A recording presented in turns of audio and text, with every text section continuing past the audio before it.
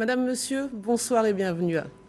La journée des droits de l'homme est célébrée chaque année le 10 décembre, jour anniversaire de l'adoption en 1948 par l'Assemblée générale des Nations unies de la Déclaration universelle des droits de l'homme. Un document fondateur qui a proclamé les droits inaliénables de chaque individu en tant qu'être humain, sans distinction aucune, notamment de race, de couleur, de sexe, de langue, de religion, d'opinion politique ou toute autre opinion, d'origine nationale ou sociale, de fortune, de naissance ou de toute autre situation. Cette année, la journée des droits de l'homme a pour thème l'égalité et l'article 1er de la Déclaration universelle des droits de l'homme stipule que tous les êtres humains naissent libres et égaux en dignité et en droit. Mais force est de constater que les principes d'égalité et de non-discrimination ne sont pas toujours respectés dans notre pays, notamment lors des opérations de déguerpissement ou à travers les violences basées sur le genre ou encore dans le processus de réconciliation nationale. Quels sont ces dysfonctionnements et comment parvenir à une société plus juste et égalitaire? Pour en parler, je reçois Madame Malamita Ouattara, conseillère genre, jeunes et inclusion sociale à Engender Health. Bonsoir et bienvenue. Bonsoir, Patrick. Monsieur Okou Légré, chef de cabinet au Conseil national des droits de l'homme, CNDH. Bonsoir et merci d'avoir accepté notre invitation. Docteur Koulibaly Mamadou Koumvolo, vice-président de la Ligue ivoirienne des droits de l'homme, la LIDO. Bonsoir et bienvenue. Merci bien, madame. Maître Zéhouri Paul-Arnaud Bertin, notaire, enseignant-chercheur en droit, président de l'Observatoire national de développement, l'ODAP-CI. Bonsoir et merci d'être présent. Merci, mon Dieu. Alors, nous avons retenu des problématiques précises, dont les opérations de déguerpissement. Un phénomène fréquent en Afrique subsaharienne et la Côte d'Ivoire n'échappe pas à cette réalité. Les explications d'Ahmed Traoré. Les opérations de déguerpissement des commerces informels et habitations précaires sont courantes dans la capitale économique ivoirienne. Elles obéissent à des impératifs urbanistiques de salubrité et de sécurité. Si les occupants des lieux concernés par les déguerpissements sont en général informés des intentions des autorités par les médias et les pouvoirs publics, cela n'empêche pas certaines violences et un défaut de prise en charge des conséquences socio-économiques de ces aménagements urbains. Seul problème, les déguerpissements musclés ne changent rien. Les commerçants s'y réinstallent, ces personnes reviennent car il n'y a pas de mesures d'accompagnement pour les relocaliser. La situation est également compliquée du côté des garagistes, des ferrailleurs, des gérants de pressing. Tous ces artisans à la limite du secteur informel représentent en effet 25% de la population active selon le ministère. Ces déguerpissements ne sont pas nouveaux, mais avant la saison des pluies, le rythme s'accélère. Officiellement, l'opération vise à assainir les voies et les caniveaux sur lesquels des logements anarchiques se sont construits pour éviter de vivre des inondations qui font toujours des dizaines de morts. Au total, ce sont au moins 1,2 million de personnes qui devront bouger, soit 1/5 de la ville. Ahmed Zéhouri, sur le plan juridique, lorsqu'on parle de déguerpissement, de quoi s'agit-il exactement? Écoutez, le déguerpissement, c'est une notion qui relève de l'ancien droit. Vous savez, sous l'ancien régime, au Moyen-Âge, on parlait de déguerpissement dans la sphère des héritages, si vous voulez.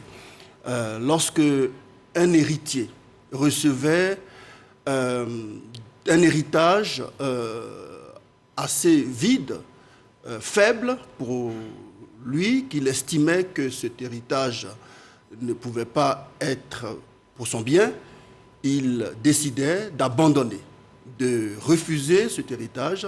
C'est là qu'on employait la notion de déguerpir. Il déguerpissait l'héritage. Et en fait, des dispositions étaient prises par l'administration seigneuriale d'imposer à ce héritier, dès l'instant où il déguerpissait cet héritage, d'abandonner tout le reste de ses biens au profit de la paroisse. Et à ce moment-là, ça empêchait les héritiers d'effectivement d'utiliser cette prérogative et donc d'accepter les héritages. De plus en plus, cette notion va être utilisée progressivement pour servir dans le domaine, si vous voulez, de la propriété, où déguerpir signifie quitter un endroit inapproprié parce que, par exemple, c'est un endroit qui appartient au domaine public qui a besoin de se de se rétablir, à ce moment-là, celui qui occupe sans droit est obligé de quitter pour laisser place à l'autorité publique. Donc, pour qu'on comprenne bien, c'est le droit de propriété qui est en cause, puisqu'il y a d'autres notions qu'on utilise à l'étranger, notamment on parle d'expropriation, d'expulsion, mais chez nous on parle de déguerpissement. C'est quoi? C'est la notion de propriété au départ qui fait la différence? Alors, les trois notions que vous avez évoquées se distinguent les unes des autres, évidemment, et si vous voulez, par différentes gradations, si vous voulez. Déguerpir relève d'une personne qui, à la base, n'a pas de droit sur une propriété et qui n'est donc pas en droit d'attendre une indemnisation, une reconnaissance. Tandis que l'expropriation, exproprier, déjà, signifie que la personne, à la base, a un titre qu'ils doivent protéger dès l'instant où l'expropriation est exercée par le prince, par le souverain, par le pouvoir, par l'État. À ce moment-là, son droit doit être protégé, reconnu, indemnisé. Et l'expulsion, pareil, une personne qui est expulsée pour des raisons reconnues d'utilité publique a droit à une indemnisation. Mais l'expulsion rejoint la notion de déguerpissement à la base, puisque c'est une personne qui est expulsée à la base, c'est une personne qui n'a pas de droit. Mais là, ça peut se discuter aussi, puisque la personne peut avoir eu un droit au départ, mais le fait de vouloir contester la légitimité de protéger son droit peut pousser cette personne à se maintenir, de telle sorte qu'après, on va l'obliger à partir, et ça devient donc une expulsion. Alors, docteur Coulibaly, pourquoi le déguerpissement finalement est rattaché aux droits de l'homme et à quel moment ces droits sont violés ou bafoués ou non respectés? Merci madame. Il faut dire qu'effectivement, si on reste collé à la définition telle que donnée par mon collègue, merci bien, je vous en prie. C'est évident, le déguerpissement est une expression utilisée pour désigner une personne qui se trouve sur un site sans droit. Autrement dit, sa présence même est déjà contraire à la loi. Donc, faire partir cette personne en détruisant ses installations, c'est ce qu'on entend par déguerpissement. Mais le déguerpissement devient une question des droits de l'homme en tenant compte de deux paramètres. D'abord, le déguerpissement régulier nécessite que la personne soit informée et qu'on lui donne un délai pour partir des lieux. Ensuite, le déguerpissement peut être réalisé à l'égard d'une personne qui n'est pas forcément dans l'illégalité. En clair, il fallait une expropriation, mais qui finalement n'a pas été respectée et la personne détenant les titres se trouve obligée de partir. Dans ce cas, le droit de propriété est violé et l'obligation de partir également a été réalisée sans tenir compte des investissements réalisés par la personne. Lorsque la personne a été régulièrement informée et qu'un délai raisonnable lui a été donné pour partir, pour nous, ces droits ont été respectés.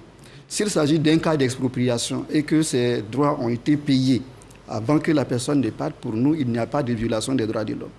Mais lorsque les procédures n'ont pas été respectées, c'est là que le déguerpissement se transforme. Au niveau des délais et des indemnisations. Mais ce qui n'est pas clair dès maintenant, c'est que d'un côté, maître, vous nous dites qu'il n'y a pas de compensation, puisque les personnes concernées sont dans l'illégalité dès le départ. Oui. Et vous nous dites que parfois, il y a la compensation qui n'est pas payée. Là, j'ai fait allusion à l'expropriation. D'accord. Mais ce couvert de déguerpissement.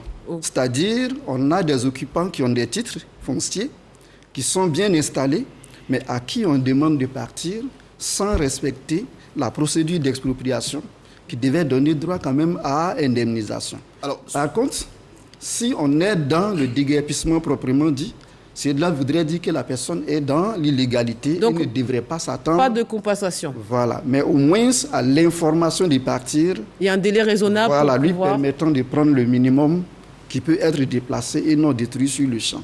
D'accord. Il y a d'autres notions, telles que le droit au logement, au commerce, parce que ça concerne qui soit des habitations, soit des commerçants. Et ces notions et ces droits s'imposent à l'État. Tout le monde sait que ça fait partie des droits fondamentaux, le droit au logement. Mais, docteur, je ne sais pas si je vous donne un titre. Donc, Monsieur Okou Légré, que doit faire concrètement l'État pour le respect de ses droits, donc de nos droits? Quand on dit qu'on a un droit, chaque personne doit avoir un toit sur sa tête, comment ça se traduit matériellement? On ne peut pas aller à la présidence et réclamer un toit. Comment ça se passe, cette obligation pour l'État de nous loger? Je dirais le terme générique, c'est le droit au logement. C'est le droit au logement. L'État a l'obligation, je dirais, de protéger les droits. C'est l'État qui a l'obligation de protéger les droits des personnes. Et au nom de ces droits, on a le droit au logement. Le droit au logement qui est inscrit dans la grande catégorie des droits économiques, sociaux et culturels. C'est une grande division des droits de l'homme. Et ici, ce qu'on recherche, c'est le bien-être et puis une répartition, je dirais, équitable des richesses au bénéfice de, je dirais, toutes les communautés. Mais ce qui fait la spécificité de ces droits-là, c'est qu'on les appelle des droits de réalisation progressive. C'est-à-dire, qu'on comprenne bien. Que l'État doit œuvrer à la mise en œuvre de ces droits dans la mesure des ressources disponibles. Donc ça dépend des moyens. On ne peut pas faire obligation à un État de construire là immédiatement autant de logements que d'habitants de Côte d'Ivoire, et donc on fait jouer la capacité de l'État à disposer de moyens suffisants pour pouvoir le réaliser. Mais donc pour être très concrète, parce qu'on a l'impression que ça peut être une excuse pour les États, les autorités, quelles qu'elles soient, puisque nos États traversent différentes crises. Et là, actuellement, on vient de connaître une crise sanitaire, les retombées économiques arrivent et on imagine qu'une crise économique arrive. Donc tous les États peuvent dire je ne peux pas garantir ce droit au logement aux populations parce que je n'ai pas les moyens. Et ça peut se répéter chaque année. À quel moment l'État prend ses responsabilités sur ces questions? Bon, il y a une évaluation qui est faite tous les ans. Je peux prendre un exemple. Un État qui s'engage à construire 200 000 logements. On dit à Abidjan, on a un besoin par exemple de 400 000 logements par an, et puis l'État s'engage à construire 200 000 logements. C'est un engagement qui a été pris. Et quand l'État, c'est-à-dire dans la réalisation de cet engagement, se retrouve en deçà de ce qu'on attend de lui, il y a un problème. C'est en ce moment-là qu'on peut envisager une violation des droits de l'homme. Quand, par exemple, au niveau de l'éducation, on estime, par exemple, que le taux de scolarisation de la jeune fille est de 75% et qu'à l'horizon 2025, on vise 80% et que l'État n'est pas en mesure d'atteindre les 80%, il faut que l'État puisse justifier la non-atteinte de cet objectif. À qui l'État justifie ces manquements? Bon, il y a une évaluation qui est faite au sein même du gouvernement, par exemple, parce que c'est un plan d'action qui est élaboré et qui est mis en œuvre. Ce sont des objectifs que, par exemple, le gouvernement se fixe et qui sont partagés à toute l'opinion. Et donc, il arrive à l'issue c'est-à-dire à cette échéance-là, l'État se retrouve à s'expliquer sur la non-réalisation, mais la non-réalisation, bien la non-atteinte de cet objectif-là. Ça, c'est au niveau interne. Je pense que c'est l'obligation de redevabilité qui l'impose. Maintenant, au plan international, il y a des mécanismes qui existent pour évaluer la mise en œuvre de ces droits, parce que ça procède de certains engagements que l'État prend au plan international. Quand vous ratifiez le pacte international relatif aux droits économiques, sociaux et culturels, mais ce sont des engagements que vous prenez au plan international. Et donc, il y a des instances où vous vous retrouvez, où on vous demande comment vous avez pu réaliser ces droits-là. Mais ils ont des données. Vous avez vos données, eux, ils ont des données. Les ONG qui adressent la question ont des données, et on recoupe toutes ces données et on vous interroge en quelque sorte sur la réalisation de ces... Mais pour essayer de rebondir sur l'actualité, vous nous dites que l'État peut expliquer que ses moyens financiers sont limités et donc l'État ne peut pas poursuivre cet objectif du droit au logement c'est un exemple parmi tant d'autres.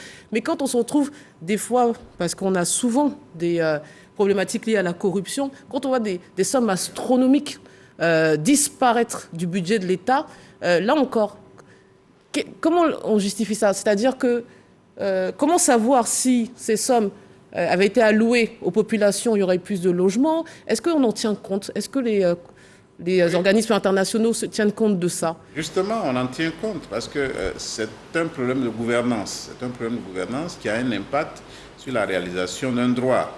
Et donc, quand vous justifiez la non-atteinte de vos objectifs, mais on peut vous rétorquer que ces objectifs auraient pu être... En fait, on voit l'objectivité de vos arguments, en quelque sorte. On peut vous rétorquer que si on avait fait un usage rationnel des ressources qu'on a mises à vos dispositions au plan international et même au niveau du budget de l'État, c'est-à-dire du fait des impôts et autres, vous auriez pu réaliser, je dirais, ces droits-là. Et donc, dans ces conditions, vos arguments peuvent être pris en compte ou ne pas être pris en compte.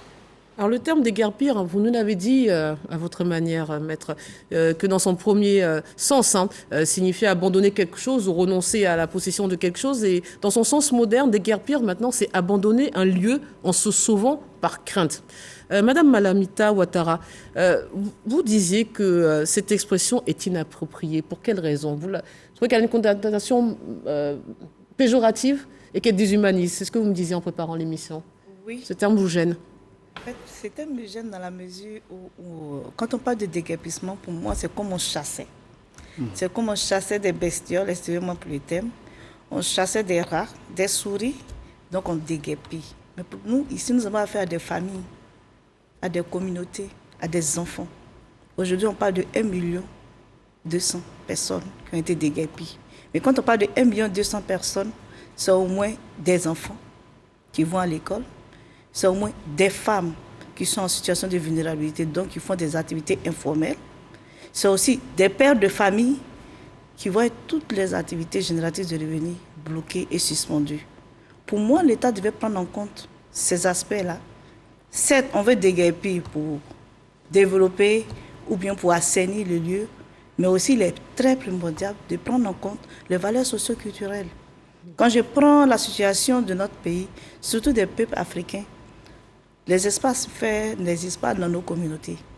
Tout espace qui est libre pour nous, notre objectif, c'est de pouvoir occuper ces espaces et encore plus pour les personnes en situation de vulnérabilité, d'utiliser ces espaces en vue de produire des activités pour subvenir aux besoins de la famille.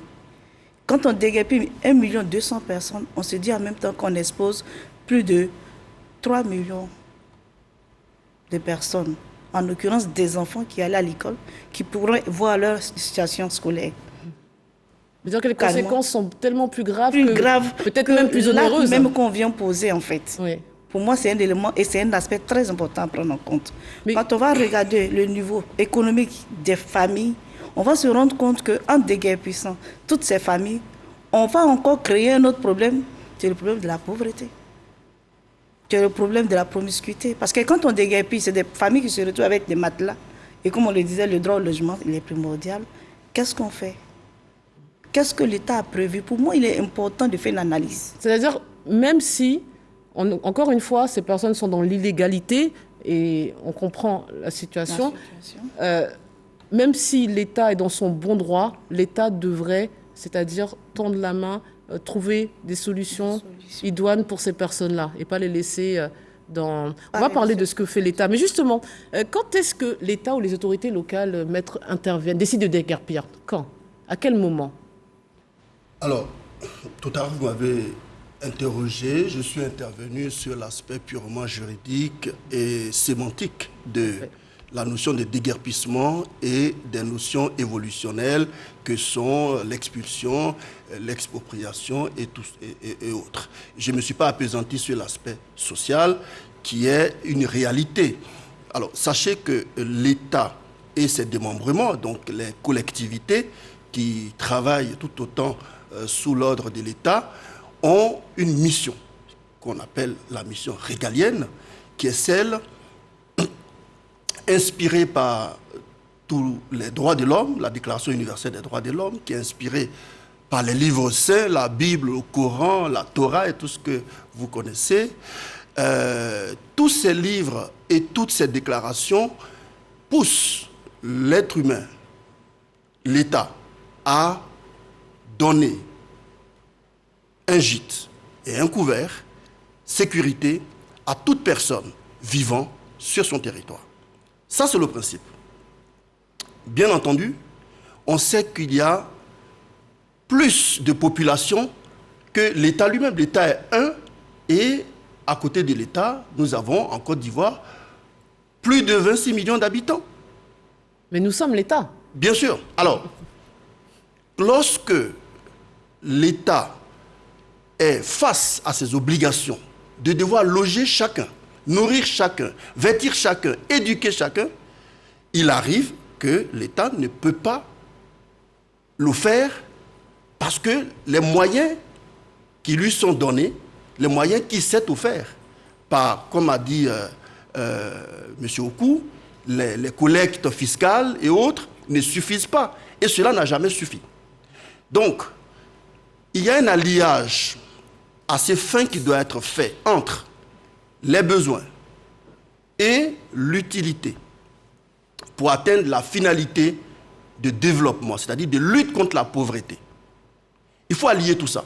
Parce que si on s'arrête uniquement à l'aspect lutter contre la pauvreté absolument, il y a l'autre aspect qui est que l'État doive développer le pays, développer les structures, les infrastructures qui ne sera pas accompli. Donc il faut pouvoir allier tout ça. Donc, vous nous dites quelque part que pour lutter contre la pauvreté, l'État prend le risque d'appauvrir encore plus ou de mettre dans des situations plus difficiles les plus précaires. Écoutez, c'est quoi ça? Ce sont des dommages collatéraux pour l'autorité? Dure à l'ex. La rigueur de la loi. Voilà, la loi est dure, mais c'est la loi. L'État a une mission, celle de nous protéger. Mais lorsqu'il arrive un moment où ses obligations régaliennes, ses prérogatives l'obligent à sévir dans un domaine ou dans un secteur, il est évident que l'État doit le faire. Alors, bien entendu, en ménageant les susceptibilités et les droits des uns et des autres, comme dit Madame Ouattara. Il est évident que tout ça doit faire l'objet d'un alliage, d'un mélange, d'une alchimie. Surtout qu'on a certains de ces terrains inoccupés qui le restent pendant des décennies. On ne sait pas trop si l'État, finalement, légitimement, veut juste faire valoir ses droits et déguerpir les gens, ou si l'État veut les déguerpir pour faire un projet concret, utile et immédiat. Oui, il arrive souvent qu'on déguerpisse. Les raisons, on les connaît. Elles sont objectives, mais il arrive souvent aussi qu'on déguerpisse et qu'on observe que pendant 2 ans, 3 ans, 4 ans, l'espace qui a été déguerpi n'est pas réoccupé. Et en ce moment, on commence à se poser des questions. Est-ce qu'on n'aurait pas pu attendre que ce pourquoi le déguerpissement a été réalisé puisse se faire, c'est-à-dire ait le temps de se faire. Et donc c'est en cela que intervient la question des droits de l'homme. Parce que les droits de l'homme, je dirais, le fondement et la finalité même des droits de l'homme, c'est la dignité humaine. Mais ce que nous observons à la suite de ces déguerpissements, c'est l'irrespect total de ces populations. Vous le confirmez, c'est ce que vous voyez sur le terrain en tant que ONG, vous êtes 2 ONG, oui. C'est ce que vous voyez en tant que... Quand vous retrouvez des pères de famille... Les images sont violentes, mais... C'est des images violentes. Tout à fait. Il faut un minimum de forme à mettre, je dirais, dans les déguerpissements. Est-ce que l'État ne va pas vous dire qu'il a le monopole de la violence? Oui. En tant que défenseur des droits de l'homme, nous n'en disconvenons pas que l'État ait le monopole de la violence. Mais ce que nous relevons, c'est vraiment la nécessité pour l'État de prendre en compte ces subjectivités auxquelles nous sommes confrontés. Si le déguerpissement doit être fait parce que le site est occupé illégalement ou que ces populations sont installées dans un site dangereux pour elles-mêmes mais il y a une nécessité de planifier leur départ, de leur trouver un site de recasement permettant de résoudre définitivement le problème. Mais en faisant ça, on ne transporte pas le problème d'une localité à l'autre, parce que ils vont être déguerpis, si j'ose dire, s'il n'y a pas d'acte de propriété. Je prends un exemple. Si on déguerpit une casse, c'est-à-dire un lieu de vente des pièces détachées des véhicules, sans leur donner un site bien construit et aménagé, on leur donne l'occasion de se disperser dans la ville et d'éparpiller plus de déchets dans la ville.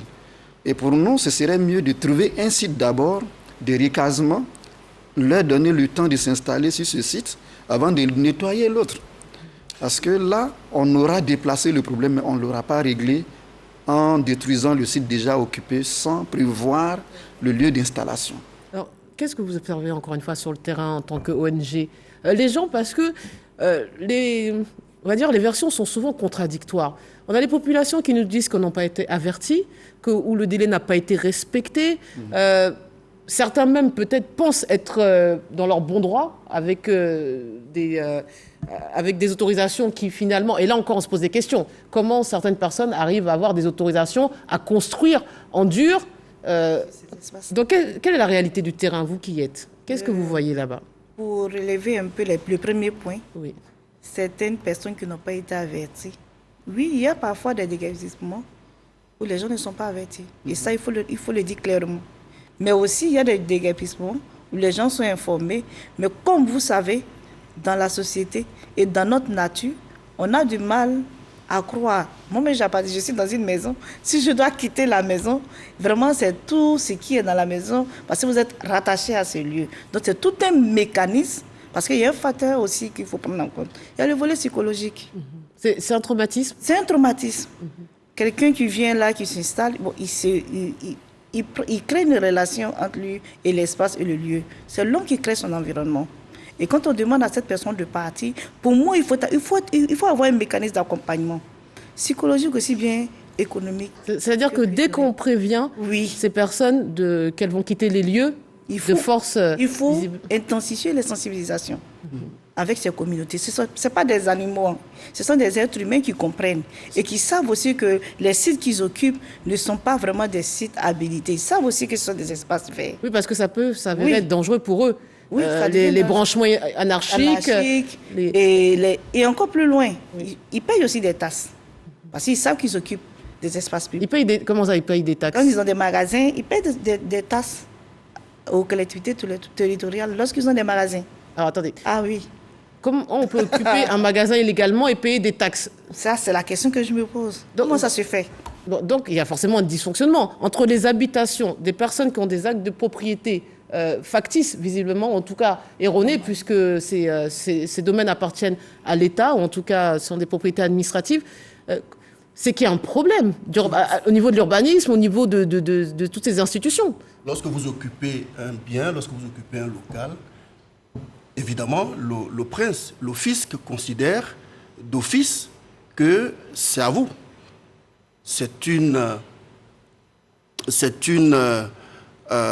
Comment dire ça, on présume que c'est à vous, donc vous devez payer les impôts. Ça, c'est normal. Même si vous n'êtes pas propriétaire. Vous occupez illégalement un lieu, un terrain, ce n'est pas à vous, vous l'occupez, le fisc arrive, vous payez les impôts. Alors, pour faire simple, si une personne est en situation de squat, comme on dit des fois, le squatteur doit payer. Ah oui, bien sûr, vous devez payer. S'il y a des droits qui sont levés, vous devez les payer. Mais ce que je voudrais dire aux organisations des droits de l'homme qui sont autour de cette table, c'est de ne pas seulement s'appesantir sur les conséquences des actes sociaux que nous vivons. Je suis totalement solidaire et j'entends parfaitement tout ce qu'ils disent sur la détresse de nos populations qui subissent, si vous voulez, des déguerpissements et autres, sur leur souffrance. Il y a un des collègues qui a dit tout à l'heure que l'État a le monopole de la violence. Je ne dirais pas ça comme ça, l'État n'a pas le monopole de la violence. L'État est d'abord là pour nous protéger, d'accord? Mais essayons d'analyser également les causes. Donc attention, je ne dis pas que les conséquences auxquelles on est en train D'insister. ne sont pas vraies. Attention, hein. Oui. Mais j'ai dit, il faut remonter aux causes. Les personnes auxquelles on a affaire, comment s'installent-elles sur ces sites déjà? Oui, parce qu'on a l'habitude chez nous de pratiquer, si vous voulez, un petit peu le désordre. Vous arrivez à un endroit qui ne vous appartient pas, vous vous installez. Il se trouve que l'endroit où vous êtes installé, c'est le passage d'une autoroute ou même un jardin public. Mais vous êtes là, vous construisez tout ce que vous voulez. Le jour où le maire de la ville ou le président de la République souhaite réaliser un projet d'infrastructure, il est évident que la colère est d'abord de son côté. Parce que vous n'avez pas à vous installer là où vous n'avez pas le droit de vous installer. Ça, c'est d'une. Or, chez nous, c'est légion. Personne ne respecte les droits établis. Alors, maintenant, on va pleurer, on va évoquer les droits de l'homme, on est tous d'accord. Ensuite, Mme Ouattara, elle le dit si bien, c'est la pédagogie qu'il faut employer ensuite. Mais même, je vous dis, j'ai assisté à des scènes, étant notaire, cette pédagogie, parfois, elle échoue. Ils sont de mauvaise foi, vous voulez dire? Certaines populations peuvent être non réceptives. Je ne dirais pas qu'elles sont de mauvaise foi, je n'en juge pas, mais elles sont non réceptives. Vous imaginez le boulevard de France qui passe dans le quartier de la Riviera 4 et qui rejoint aujourd'hui Bingerville avec bonheur. Ce boulevard, c'était des lotissements. Il n'y a pas si longtemps, il y a seulement 7 ans en arrière. Et même le monsieur qui vous parle avait un lot qu'on lui a vendu dans ce secteur. Le jour qu'on m'a demandé de lever l'encre, vous ne pouvez pas imaginer les tapages que j'ai fait. Je suis allé à la mairie, au service technique, et j'ai dit niet, je ne bouge pas. Ils m'ont proposé une indemnisation, alors qu'évidemment, celui qui m'a vendu n'avait aucun droit. Moi, je lui avais payé de l'argent. Il m'avait même fait un titre. J'ai refusé, si vous voulez, l'indemnisation, parce que j'étais en colère. Je n'avais pas le droit, mais j'étais en colère. In fine, aujourd'hui, quand je passe sur le boulevard de France, sur mon propre terrain, je suis l'homme le plus heureux. Et vous allez sur la route de Bingerville, de Bassam, et vous voyez, de part et d'autre, les populations qui étaient là avec bonheur, c'est nos parents, c'est nos frères et tout ça, on est bien d'accord. Mais vous voyez un peu comment elles étaient installées, en bordure des mers, au péril de leur propre vie. Alors, si ces populations-là, on leur demande, avec pédagogie, avec soin, de pouvoir déménager, ou même parfois pour beaucoup, repartir simplement au village. Mais alors, ce que je note d'inquiétant dans ce que vous nous dites quand même, c'est que même un notaire arrive à se faire vendre des titres de propriété. Non, mais fallacieux. Donc, non, mais ça nous donne la dimension je ne sais pas quel terme employer, du problème de l'urbanisme et de toutes les institutions. Le problème, il est profond. Il est profond. C'est-à-dire que tout le monde peut se faire avoir.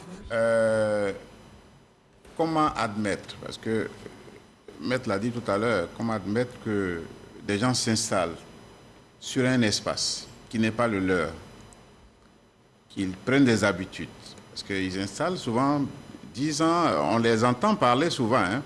Ça fait 20 ans qu'on est là. Ça fait 20 ans. Mais c'est au vu et au su des pouvoirs publics, des représentants de l'État.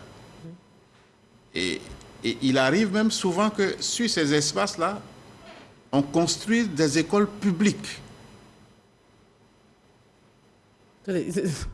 Ah oui. Docteur, l'État ne sera pas derrière chaque citoyen tous les matins pour dire ne faites pas ci, ne faites pas ça. Si vous savez que vous n'avez pas le droit de vous installer, que vous allez construire, l'État ne vous dira rien. Au contraire, je dis bien, la DGI ira lever les impôts dans vos mains. Oui. Mais le jour où le projet qui était assigné à cet endroit va arriver, ne soyez pas étonnés que l'État vienne... Non, mais là, il parle d'autre chose. Il parle comme vous avez été victime de malfaisants par rapport à ces droits de propriété. Il parle de ça. C'est-à-dire que même la collectivité... peut faire cesser ses occupations.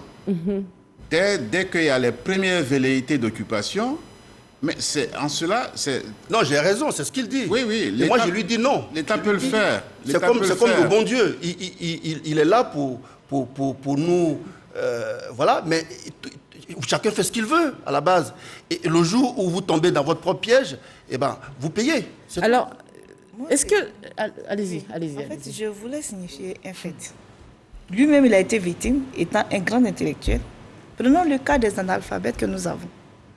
Et des parents qui vont à la retraite, qui se retrouvent dans une situation de vulnérabilité extrême, parce qu'ils ont acquis ces biens, effectivement, légalement, avec tout ce qu'il faut.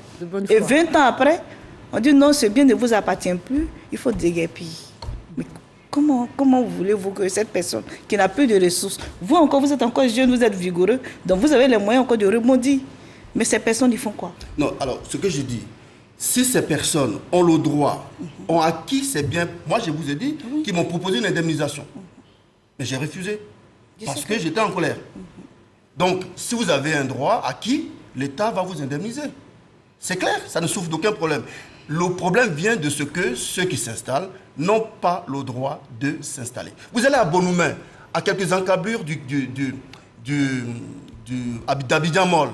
Il y a un très grand terrain qui est là. Je n'ai pas envie d'en faire la publicité. Mais par exemple, sur ce terrain, des gens sont venus s'installer. Ils ont construit des bâtisses sans jamais avoir aucune autorisation, sans jamais savoir qui en est le propriétaire. Tandis que le propriétaire, c'est une SCI constituée par 2 intellectuels de ce pays qui ont pris leur retraite et qui sont dans un autre pays.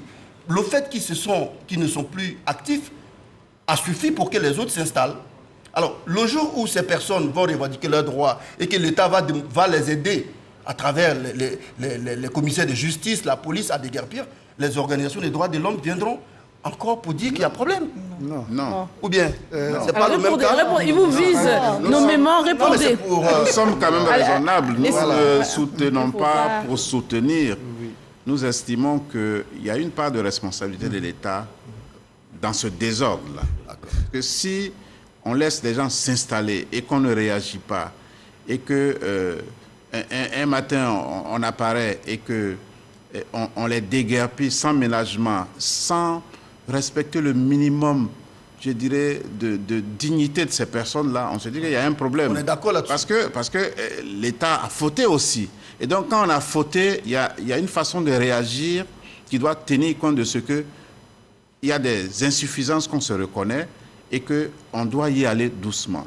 Voilà. Donc, on l'a dit, il faut un minimum de pédagogie. Il faut un minimum de pédagogie et il faut aussi tenir compte de ce que ce sont des hommes qui sont là, ce sont des parents, ce sont des humains et il faut les traiter avec un minimum de ménagement.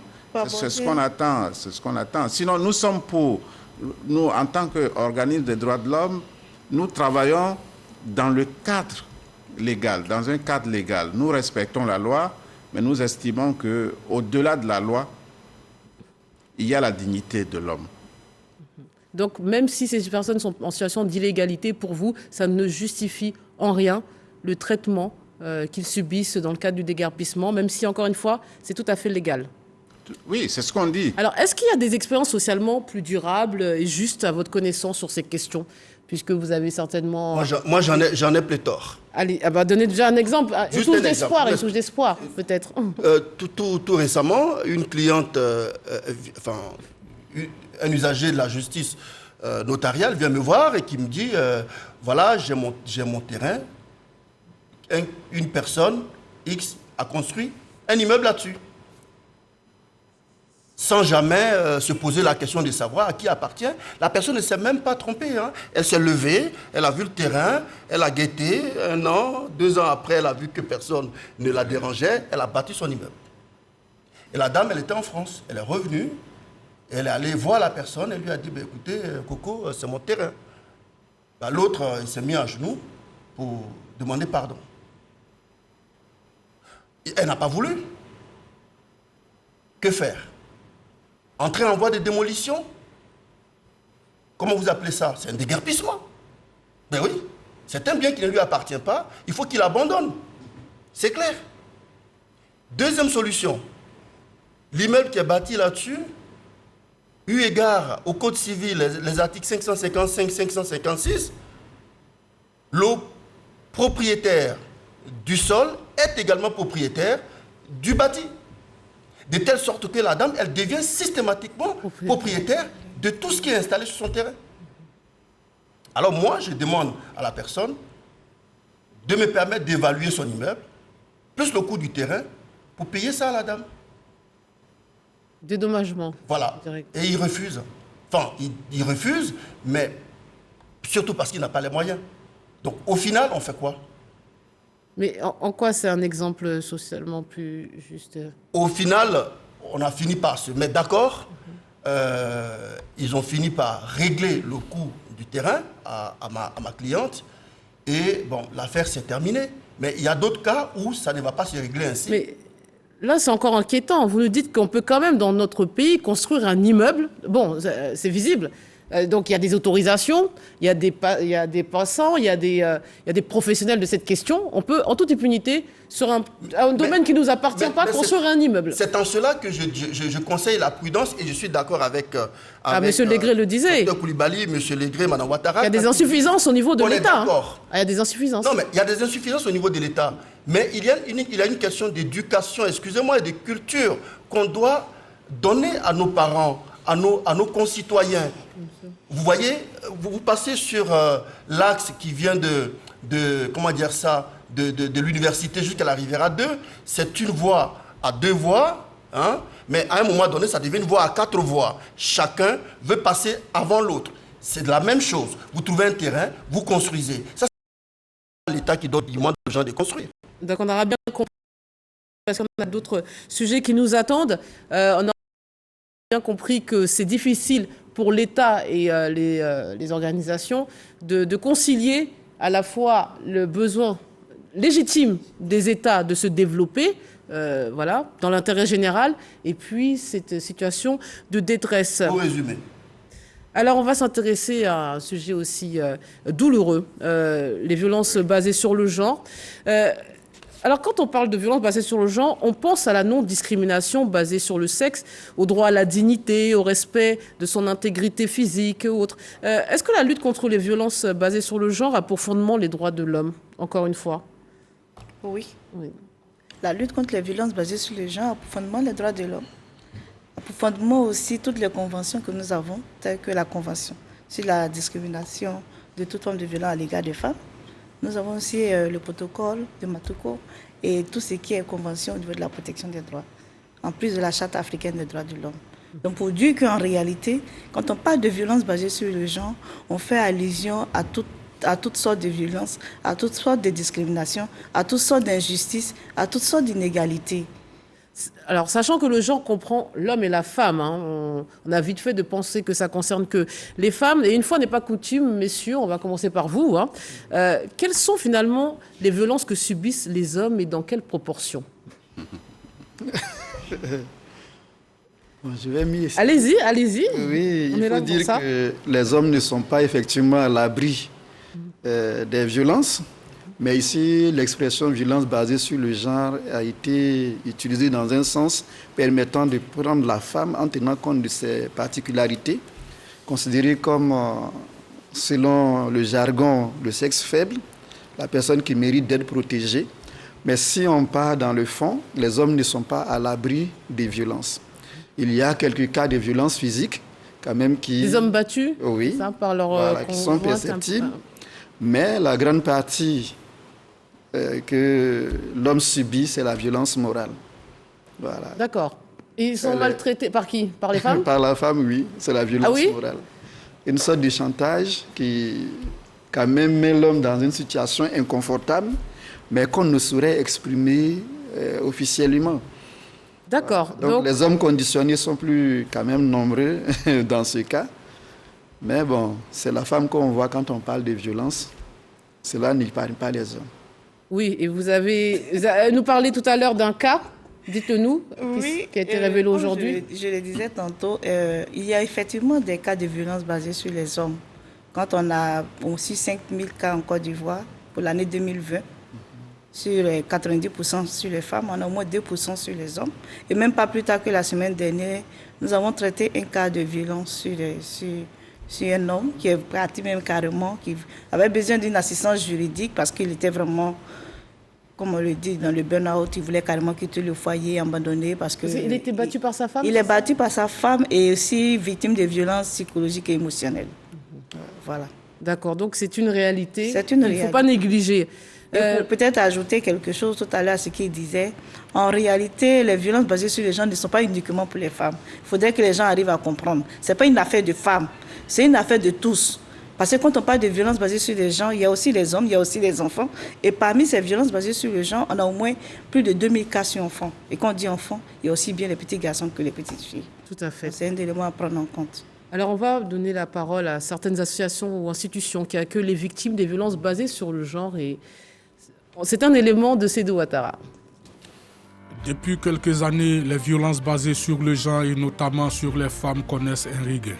Les viols collectifs, le harcèlement, les mutilations ou les décès sous les coups des conjoints sont devenus monnaie courante dans les grandes agglomérations. Les contingences culturelles et religieuses continuent de faire les ravages. Les mariages précoces, les mutilations génitales, l'inceste, les violences conjugales et les violences de tout genre. Même si l'exploitation médiatique à laquelle sont désormais soumis les pays africains peut être évoquée comme mettant en lumière des phénomènes qui ont toujours existé au sein de nos sociétés. Il n'en demeure pas moins que les rapports sur la situation de la femme en ce qui concerne les violences basées sur le genre sont unanimes sur cette hausse. C'était un sujet qui était considéré comme des problèmes de couple pour lesquels les gens avaient peur d'en parler. Donc, quand nous initions notre ONG, on s'est dit non, ce n'est pas un problème de couple. Ce sont des violences qui sont faites aux femmes. Ce sont plusieurs femmes qui meurent sur les coups des blessures. Donc, nous allons défendre tout ce qui est violence conjugale et parallèlement les violences sexuelles. Et ensuite, nous allons nous pencher aussi sur l'éducation et l'autonomisation des femmes. Que dit l'Église catholique? L'Église a un souci et a ce grand souci de lutter contre toutes ces violences basées sur le genre. Et elle comprend ces violences sexistes ou violences basées sur le genre comme un ensemble d'abus nuisibles, un ensemble d'actes nuisibles sur une personne ou un individu, un groupe d'individus, seulement en raison de leur différence de genre. Alors sa réaction, elle condamne ces violences. Ce en quoi l'Église innove un peu dans le traitement des violences basées sur le genre, c'est que l'Église prend en charge et le délinquant, c'est-à-dire celui qui a abusé, et celui qui a subi la victime. Prendre en charge la victime, suivre la victime, lui appliquer des soins adéquats, moralement, psychologiquement et médicalement, pour qu'il puisse reprendre force au sein de la société. Une réforme est en train d'être faite par la hiérarchie de l'Église pour enquêter, dénoncer, répertorier tous ces abus nocifs, ces violences basées sur le genre, et apporter des solutions en termes de punition et en termes aussi de réinsertion des abusés et des délinquants. Malgré les actions menées par l'État pour freiner ce phénomène, les victimes acceptent de souffrir en silence, de peur d'être stigmatisées et souvent rejetées par les proches. Il est très difficile pour une victime de parler de ce qu'elle a subi. Mettre des mots sur ces événements, c'est en quelque sorte les revivre, les rendre à nouveau réels. Mais en parler est nécessaire pour mener à bien un processus de reconstruction. Monsieur Okoulégré, y a-t-il plus finalement de violences basées sur le genre ou plus de cas pris en compte ou plus de dénonciation de ces cas où on a fait une émission récemment sur le sujet, où c'est grâce aux mécanismes, aux nouveaux outils qu'utilisent les autorités pour mieux percevoir ou comptabiliser ces cas. Comment vous expliquez? On a l'impression qu'il y a une tendance vers l'augmentation. Est-ce que c'est une vue d'esprit? Oui, on fait la même observation. Pour ce qui concerne le Conseil national des droits de l'homme, nous étions à 325 cas qui nous ont été rapportés en 2020. Et cette année 2021, nous en sommes déjà à 307, je dirais à la date du 2 novembre 2021. sans compter les jours qui ont suivi et sans compter qu'on va jusqu'au 31 décembre.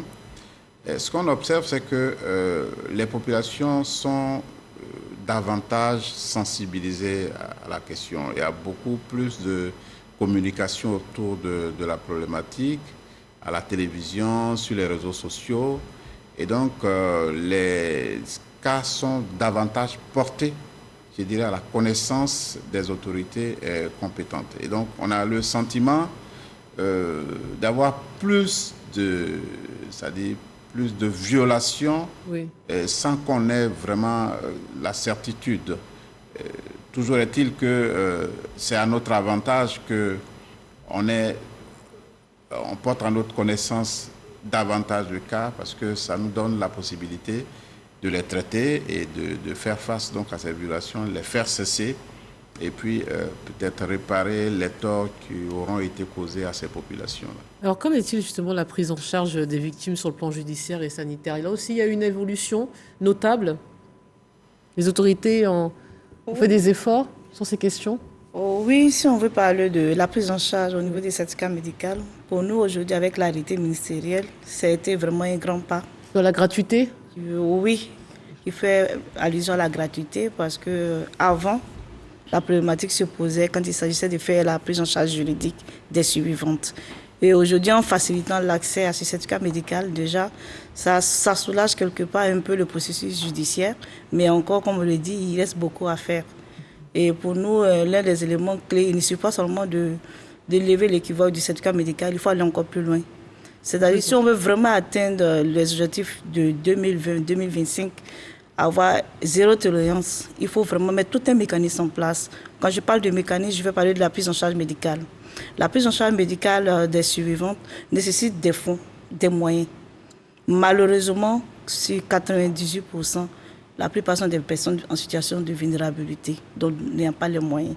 Et quand on se rend dans un centre de santé, il faut avoir de l'argent pour avoir une prise en charge médicale. C'est-à-dire pour avoir les soins post-violence basée sur le genre. Les soins sont... Ça, c'est payant. Ah, c'est ce que j'allais dire. Ces soins sont payants pour une victime. Pour la survivante. Et pas même plus tard que la semaine dernière, on a levé des fonds pour une petite fille de 12 ans. Même pour les mineurs, oui. Même dans les cas de pédophilie, en tout cas de pédocriminalité, comme on dit, on demande à la famille au sein du collectif, permettre vraiment à la survivante, à eux, aux parents, de pouvoir faire la prise en charge médicale de la survivante. Mais au-delà de ça, nous avons aussi mis ensemble avec le comité national, il y a la ligne verte pour la dénonciation, mais aussi aujourd'hui on consiste à faire des plaidoyers auprès des instances décisionnelles. Parce que pourquoi plaidoyer? Aujourd'hui, il y a le certificat médical qui est gratuit, mais la prise en charge médicale n'est pas gratuite.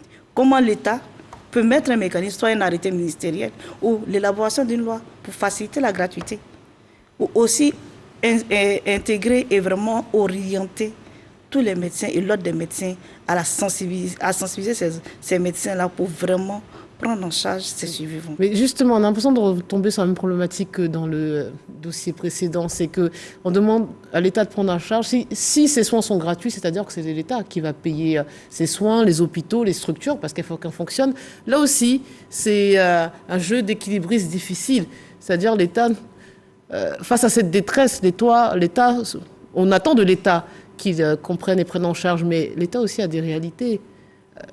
C'est-à-dire, maître, comme il défend si bien. Non. Écoutez, moi, j'ai un problème. J'ai un problème. Je ne vais pas sortir de ce plateau sans l'exprimer. Hein. Vous me pardonnerez, je vais casser la baraque sur ce sujet précis. Voilà. D'abord, je suis solidaire de toute personne qui est victime de violence, à quelque niveau que ce soit. Vous savez, le genre, c'est les mineurs, c'est les majeurs, c'est les femmes, c'est les hommes, c'est les personnes à mobilité réduite, c'est les homosexuels, c'est les obèses, c'est tout le monde. Ce que je veux dire, docteur, ça a toujours existé. Ça, on est d'accord, les violences psychologiques, physiques, ont toujours existé. Et on est tout à fait d'accord qu'il faut les prendre en charge. Il faut encadrer, entourer, aider. On est d'accord, hein? La question que moi je me pose, d'où ça vient que ces dernières années, la toile, les médias, le monde entier est mobilisé sur cette question de violence basée sur les genres. Disons-nous la vérité, regardons-nous droit dans les yeux sur ce plateau. Quand on parle de violence basée sur les genres, ben on parle bien évidemment des violences orientées vers les femmes. On le voit bien partout. D'où ça vient? Est-ce que quelqu'un s'est une fois posé la question, à part faire de la convenance, tout d'ego, tout le monde fait de la convenance. On demande à l'État de faire des réparations, à la justice de pourvoir, tout le monde s'y met, et figurez-vous qu'il y a tant de tribunaux devant lesquels l'homme avec H, c'est-à-dire le sexe masculin, est un coupable d'avance. C'est un violent consacré. Attendez, madame, je suis très sérieux. Oui, je viens avec un sujet important que vous allez probablement retraiter après. Et je vais l'assumer complètement.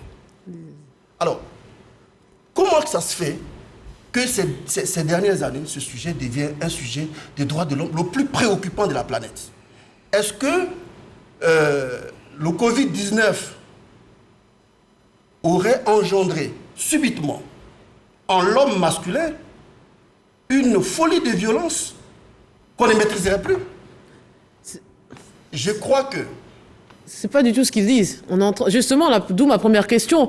On a l'impression qu'il y a une augmentation, mais on parle de... la parole se libère chez les femmes. Il y a un mouvement qui, excusez, n'est pas aussi important sous notre pic que dans les pays occidentaux. Les proportions ne sont pas les mêmes. Alors ça veut dire quoi? Les victimes doivent se taire? Alors, non, mais comme les hommes semblent endosser une culpabilité, certains osent même plus, je crois. Parce qu'il y a une différence entre ce rapport homme-femme consentant, quel qu'il soit, les relations même humaines et des violences. On parle de violence, avant même le genre, on parle de violence. Faut-il taire ces questions? Non, il n'est pas question de les taire. Mais pour pas vexer la gente masculine et l'ego masculin? Ce que je dis, c'est que ça n'a jamais été tu. Ça a toujours été relevé. Et les tribunaux ont toujours sanctionné toute personne violente, quel que soit le genre. Et la parole des femmes était aussi bien entendue auparavant? Mais attendez, bien sûr. Aujourd'hui, vous voyez bien, moi j'en connais des femmes qui sont dans les comment dire ça, dans les studios de karaté, de Shotokan et autres, les meilleurs, parfois plus fortes que les hommes, et qui peuvent terrasser un homme, quel que soit son poids. Attendez, on n'est pas en train de parler de violence physique seulement, il y a la violence psychologique et morale que des femmes savent très bien exercer. Je veux dire, il y a une espèce de vent dans ce monde, laissez-moi m'exprimer, qui risque, si on y prête attention, si on y prête attention, qui risque de chambouler beaucoup de choses. Vous savez, les divorces qu'on connaît aujourd'hui, à l'emporte-pièce, à tout bout de champ, moi j'ai l'impression, ça n'engage que moi, que c'est un peu lié au fait qu'il y a une surprotection de certains comportements venant d'un certain genre envers un autre genre, de sorte qu'à l'arrivée, les hommes ont désormais peur de s'engager dans des relations, de sorte qu'à l'arrivée, certains gens se sentent tellement protégés qu'à tout moment, on demande les divorces. Attendez, madame, déstructuration des familles, instauration de la pauvreté. Voilà ce pourquoi nous sommes là. Les droits de l'homme traitent justement de ces questions. On entend, je vais vous redonner la parole. Mais on fasse très attention à un vent qui vient de la Rome antique et qui tire vers l'individualisme effréné. Cet individualisme effréné qui aboutit au divorce, qui font qu'il n'y a plus de familles structurées, est à l'origine de ce chantage qui vient de loin. Faisons très attention lorsque, sur nos tropiques, chacun se lève, la femme est en danger, la femme se sent en danger, elle dénonce tout ce qui est dans l'intimité. On a récemment connu un ministre de la République en Côte d'Ivoire qui a été, je ne viens pas accuser, mais qui a été dans un cas pareil, dans quelque chose qui s'est passé dans une intimité. C'est sa parole contre la parole. Alors, s'il y a une instruction, ni vous, ni moi, nous... Non, attendez, on ne va pas faire un tribunal médiatique. Donc, ni vous, ni moi, nous pouvons juger de la question. Je voudrais... Ni vous, ni moi, nous pouvons juger de la question. Bien évidemment, je voudrais qu'on soit vigilant. On est bien entendu, d'accord, il faut protéger toutes les victimes, qu'elles soient masculines ou féminines, il faut protéger. Mais il n'est pas question de s'acharner sur un genre au détriment d'un autre. On a bien compris, maître. Je vois que vous voulez réagir, allez-y. Oui, il faut dire que pour nous, défenseurs des droits de l'homme, on n'a pas forcément cette approche de la question. Tout ce qui rentre dans le genre comme comportement interdit, il faut noter que cela est déjà pris en compte par notre code pénal comme une infraction. Vous avez par exemple la violence sexuelle qui est visée par le code pénal à travers le viol, à travers le harcèlement et autres choses. Vous avez la question du mariage forcé. Vous avez les violences domestiques, les violences physiques et autres. En clair, ici, ce qui est recherché, c'est de protéger toute personne, que ce soit la femme ou l'homme, contre des violences exercées sur la personne, mais en tenant compte de sa spécificité. Alors, les autres éléments, pour moi, pourraient être d'ordre culturel, sans forcément être reliés au genre. Si on prend les divorces en Côte d'Ivoire, moi je suis enseignant de droit civil, je peux m'exprimer sur cette question en me basant sur le peu que je sais. C'est que nos divorces sont carrément basés sur le fait qu'on a des gens qui se marient sans se connaître. Ça, c'est d'abord la première des choses. La deuxième chose, il y a ce manque de communication qui caractérise les personnes qui vont se marier. Non seulement elles ne se connaissent pas, mais elles n'arrivent pas à établir la communication avant de se marier. Du coup, ce sont des étrangers qui finalement se retrouvent dans un couple et qui ne savent pas comment se parler et par les incompatibilités d'humeur se retrouvent finalement en train de divorcer. Mais la question du genre, c'est autre chose.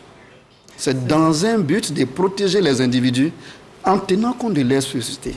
Alors, je vois que tout le monde veut réagir. Il nous reste beaucoup de questions à soulever. Allez-y, rapidement. Allez, répondez-lui et puis on va... Sa préoccupation sur l'origine de la problématique que nous vivons aujourd'hui. Quand on parle de discrimination, quand on parle de violence, elle ne date pas de maintenant. Quand on parle de violence basée sur les gens, effectivement, elle ne date pas de maintenant. Mais quand on fait une évaluation et que nous arrivons à détecter les causes, et l'une des causes, on parle tous des coutumes, des traditions.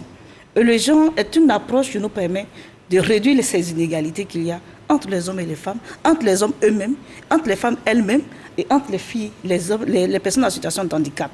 Et cette approche aujourd'hui, quand on parle de la prolifération des violences basées sur le genre, moi je suis très heureuse de cette situation. Tout simplement parce qu'on constate que la communauté et les populations prennent conscience du problème qu'est la violence dans nos communautés. Et ces origines viennent d'où? Nous avons traversé une série de crises. Et quand on parle de série de crises, je ne sais pas si parmi vous, il y a un qui a carrément vécu la crise post-électorale dans l'ouest de la Côte d'Ivoire, mais c'était horrible. Et là-bas, nous avons enregistré plus de cas de viol, et dans des cas atroces. Et ces suites logiques-là font partie de nos coutumes. Dans nos mariages, on accompagne la jeune fille en mariage, on met la chicotte et on intime l'ordre au mari. Quand elle arrive, il faut la corriger. Mais ce sont des valeurs qu'on a transmises. Il faut déconstruire ces valeurs-là. Et je pense qu'il est plus qu'urgent aujourd'hui que chaque citoyen soit informé, soit formé et renforcé sur l'approche genre, pour permettre aux gens de comprendre la problématique et de pouvoir s'élever contre. Comme je l'ai dit, le genre n'est pas une histoire de femmes. C'est une histoire de justice, d'équité et d'égalité. On a bien noté.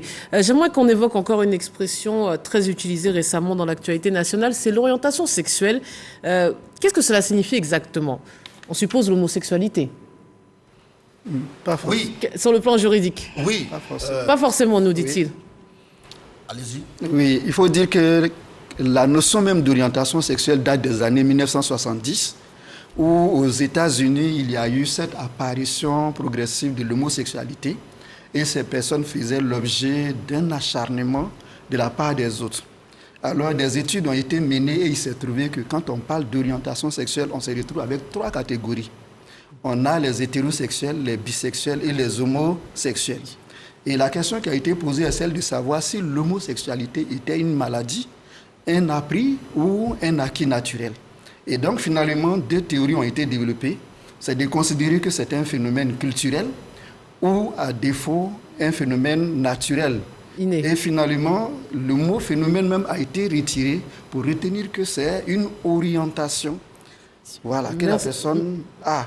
Pas forcément de son fait, mais de ses prédispositions. Merci, exactement. Alors, que s'est-il passé exactement ces derniers jours avec cette expression qui devait apparaître dans un texte qui n'apparaît plus? Certaines institutions, à la fois religieuses ou politiques, nous disent que l'homosexualité va être adoptée ou légalisée en Côte d'Ivoire. Vous allez nous dire quelle est la réalité du droit sur ces questions, mais d'abord, que s'est-il passé exactement avec ce terme, orientation sexuelle? Il s'est passé qu'il y a une disposition du Code pénal qui devait faire l'objet d'une réforme à l'Assemblée nationale et en énumérant, je dirais, les catégories de personnes qui devraient, je dirais, se soustraire à la discrimination, qu'on devrait soustraire à toute forme de discrimination, on a je dirais, prévu l'orientation sexuelle. L'orientation sexuelle. Le débat a porté d'abord sur l'opportunité de cette réforme. Beaucoup, à raison, estimé que c'était piégé parce que le gouvernement n'a pas suffisamment communiqué là-dessus. Ça devrait transparaître davantage, ou bien ça devait même transparaître dans l'exposé des motifs de cette loi qui devait être réformée. Et il semble que ça n'a pas été le cas. Et ce que les gens craignaient, c'est que si on faisait droit à cette réforme-là, ça engageait donc l'Assemblée nationale à remonter le cours de notre législation jusqu'à la Constitution, c'est-à-dire la notion, et puis le code du mariage, etc. Et donc, ils se sont sentis piégés. Ils se sont dit, si on n'avait pas fait attention, on serait tombé dans un gros piège et on aurait eu du mal à s'en sortir. C'est quoi? C'était ouvrir la boîte de Pandore avec oui, cette expression? Ce que ça pose comme question, c'est, je dirais, le vote de nos lois. D'abord, la loi, elle, a priori, elle doit exprimer une aspiration de la population. Elle doit, je dirais, être en conformité avec les appréhensions de la population vis-à-vis d'une problématique. Or, ce qu'on observe, c'est que on a le sentiment, bien sûr, qu'il s'agit d'une pratique qu'on veut légaliser, en quelque sorte, contre le gré de la grande majorité de la population. Quand je prends l'exemple de la France, parce que c'est une question de liberté, hein, parce que cette question d'orientation sexuelle, il faut qu'on se le dise, c'est la liberté de disposer de son corps comme on l'entend. Et donc là, on n'a pas à redire. Mais c'est la démarche qui a gêné et qui gêne dans l'opinion. Dans un pays comme la France, il a fallu l'avènement de la gauche avec François Hollande pour que cette question-là soit débattue. Alors là, c'était plus loin, c'est le mariage pour tous. Oui, l'homosexualité est dépénalisée depuis les années 70 en France, mais c'était pour légaliser l'union de deux personnes du même sexe. Justement. Mais c'est que dès lors qu'il n'y a pas de discrimination fondée sur l'orientation sexuelle, mais justement, vous avez parlé de boîte de Pandore qui s'ouvre. Donc ça veut dire que toutes les dispositions antérieures liées au mariage... Ça aurait eu des conséquences juridiques, vous voulez dire. Justement. Le fait de faire apparaître ce terme orientation sexuelle, ça aurait pu modifier, si c'est les textes juridiques sur la question. Mais que dit la loi ivoirienne sur l'homosexualité ou l'orientation sexuelle? La loi en vigueur actuellement. La loi en vigueur actuellement en Côte d'Ivoire n'a aucune disposition particulière sur l'homosexualité. Il se trouve qu'il existe un article 226 dans un projet de loi portant code pénal ivoirien. Dans cet article 226, la définition de la discrimination est donnée. Discrimination veut dire condamnation. Si vous êtes coupable de discrimination, à l'arrivée, vous serez condamné. L'article va stipuler que la discrimination, c'est la distinction, l'exclusion, la restriction ou la préférence fondée sur l'origine nationale ou ethnique. Donc, on définit les cas pour lesquels la discrimination serait donc un délit. On est d'accord? Et dans les cas définis, on insère l'orientation sexuelle.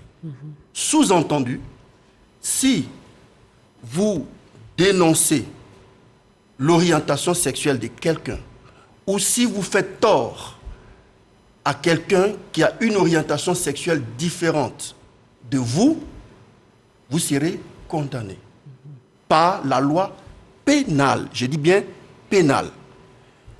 Voilà pourquoi certains députés ont considéré qu'en laissant une telle disposition dans la loi pénale, viendrait donc à légitimer certains comportements qu'eux, ils estiment n'est pas en conformité avec la morale, avec l'engagement de la Côte d'Ivoire dans sa constitution.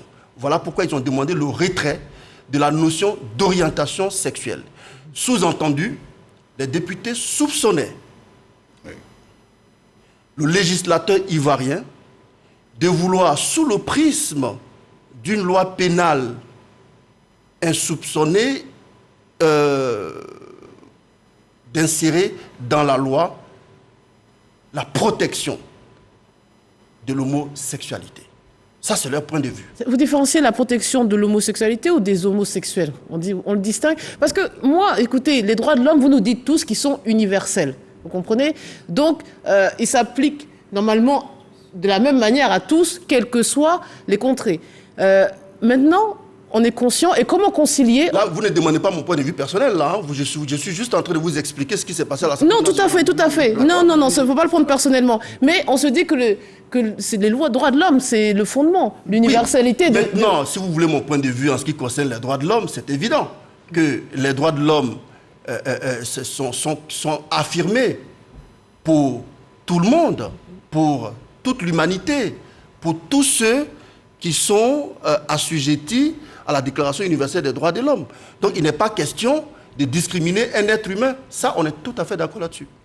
Mais comment concilier, justement, on a l'impression, comment concilier cette obligation, cette proclamation universelle avec les réalités socio-culturelles de nos États, et notamment de la Côte d'Ivoire? Comment? Chaque État, attendez, je vais aller au bout de mon idée. Allez-y. Chaque pays, si vous voulez, a sa culture. Et il y en a qui ont une culture religieuse puriste, il y en a qui ont une culture religieuse ouverte, et il y en a qui ont une tradition qui confine à certains comportements. Donc, en fonction de tous ces éléments, la loi fondamentale est établie. La Constitution fait des affirmations. Donc, il n'est pas question, encore une fois, comme je disais dans la question précédente, de copier tout ce qui vient d'ailleurs. Donc, si la Côte d'Ivoire a affirmé que la protection des Ivoiriens inclut la nécessité de croire dans une morale qui est celle-là et qui n'est pas l'autre, ben évidemment, on ne peut pas utiliser un article subreptice pour glisser ça dans... On aura bien compris. Il nous reste 5 minutes d'émission. On n'a pas encore parlé du dernier thème. On va y aller. Mais excusez-moi, Madame Alimata, je voulais quand même revenir sur vous. On nous dit, à tort ou à raison, qu'à travers les ONG, parce que la vôtre est aussi américaine, et on fait souvent, on porte cette accusation qu'à travers les ONG, les bailleurs de fonds distillent ou font du chantage financier pour faire accepter on va dire des mœurs qui viennent parfois d'ailleurs. Que répondez-vous à ces accusations? Je ne dirais pas oui, tout simplement parce que selon les approches des organisations internationales comme du système des Nations Unies, L'objectif, c'est de pouvoir renforcer, protéger, mettre un système de protection pour la protection des personnes en situation de vulnérabilité. Donc, quand on prend les groupes minoritaires, les homosexuels en font partie. Quand on va prendre des groupes minoritaires, les groupes vulnérables, les femmes en font partie, les enfants en font partie. Donc, pour eux, ce sont des personnes à besoins spécifiques. Donc, ils mettent des politiques, ils mettent les moyens pour protéger et pour faire la prise en charge de ces personnes-là. Maintenant, pour ce qui est de l'influence ou bien du lobbying, pour moi, ce sont des suppositions. Je ne peux pas rentrer dans l'affirmation parce que je n'ai pas la véracité des faits. Voilà ce que je tenais à dire. Vous contestez. Voilà. On va passer à notre dernière préoccupation, la réconciliation nationale. Comment joindre l'acte à la parole? Quelles sont finalement les actions qu'attendent les populations? Éléments de réponse au micro de Naominda. Selon moi, pour qu'il y ait réconciliation, il faut qu'on organise des sensibilisations sur toute l'étendue du pays. Et faire entrer aussi ceux qui sont exilés parce que sans ça, il ne peut pas avoir de réconciliation vraie. La population doit essayer d'oublier un peu ce qui s'est passé parce qu'on ne va pas s'attarder sur ça. Il faut qu'on avance. On doit aussi sensibiliser le peuple parce que chacun d'entre nous a le cœur brisé. Le cœur brisé durant toute cette période. On a assez fait des caravanes. Je pense que de façon concrète, ce qui peut nous amener à la réconciliation véritable, c'est l'égalité à tous les niveaux. Ouais. Il faut que les couches sociales les plus basses soient satisfaites de la gestion gouvernementale. Vous voyez? C'est-à-dire qu'il faut que la chose de l'État soit perçue, soit profitable au plus bas niveau. Vous voyez?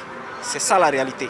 Parce que toutefois qu'il y a une frange de la population qui est frustrée, qui ne profite pas comme il faut. Vous voyez? Ça crée des frustrations, ça crée des soulèvements.